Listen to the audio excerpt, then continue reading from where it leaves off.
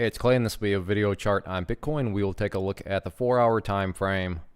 Real quick, what do I mean by 4-hour in case maybe you're new to charts? Instead of each one of these candlesticks here, as they're called, representing 1 day's worth of price action, which is what you would normally see, each one represents 4 hours. So while this here may look like a few weeks worth of time, it's actually just the past several days broken down into 4-hour time slices.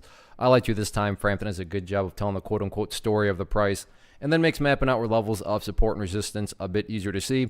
Now, I did this analysis about 24 hours ago on Wednesday, and as a reminder, cryptos are open 24/7. So if you're watching this video, 15 hours from now, then yeah, the chart is going to look a little bit different for you. But my goal here from the presentation standpoint is to keep this video relevant for as long as possible, and I'm going to accomplish that by talking about more so general levels and then walking you through some questions, and based on how you answer those questions, that'll dictate the current status of the chart. Not a whole lot to talk about in terms of new areas, other than really confirmation of a couple levels that I've talked about in the past videos. The main point of confirmation and kind of talking point, which again, nothing new, has everything to do with that purple line there, the 50-period simple moving average. As I talk right now, the price is once again continuing to do battle with it, and it's essentially spent the past 24 hours bouncing up right around that area, which is what I talked about before. So in order to kind of just gauge the current status of the chart, we'll go with that 15-hour number. Let's say you're watching this video 15 hours from now. Question number one becomes, when you watch the video, where's the price at relative to that purple line? Has the price broken up above it, or is the price still down below it? Now, if the price is still down below it, that doesn't necessarily mean anything is bearish, and I'll get to that in a second. But if you are answering the question that the price is up above that level, that's where a little common sense, gut instincts comes into play. Meaning, if you're watching this 15 hours from now and the price is right there, okay, don't get me wrong, that's good. The price is actually up above it. Now, if you're answering the question that the price is way up there, well, then that would tell you that not only has the price broken above that moving average, but the bulls are just gaining that much more strength and that much more momentum. So like I said, little common sense, little gut instincts needs to come into play.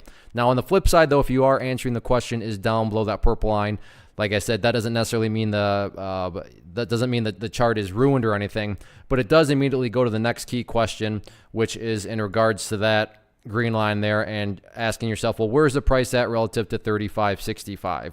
Same concept here. If the price is up above that level, and that's fine. That's essentially just continued consolidation that's already been going on. So like I said, if the price is below the purple line but up above 35.65, then that implies that the chart is just continuing to go sideways, which is that consolidation. Now, if the price is down below it, just like we talked about, gut instincts once again, if the price is right there, then okay, yeah, that's not necessarily a good thing, but it's not like it's terrible. Now, if you're watching it and the price is all the way down there, well, that's a whole nother ball game, and that's where the chart would be telling you that the bears are not only getting momentum, they're actually picking up that much more momentum. So like I said, use these general levels, walk yourself through those questions, and that'll keep the video relevant for as long as possible.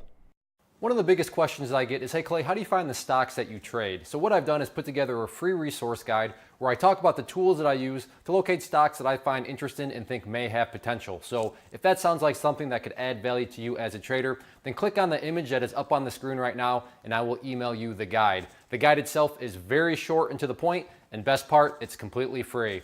Thanks for watching the video. Let me know if you have any questions.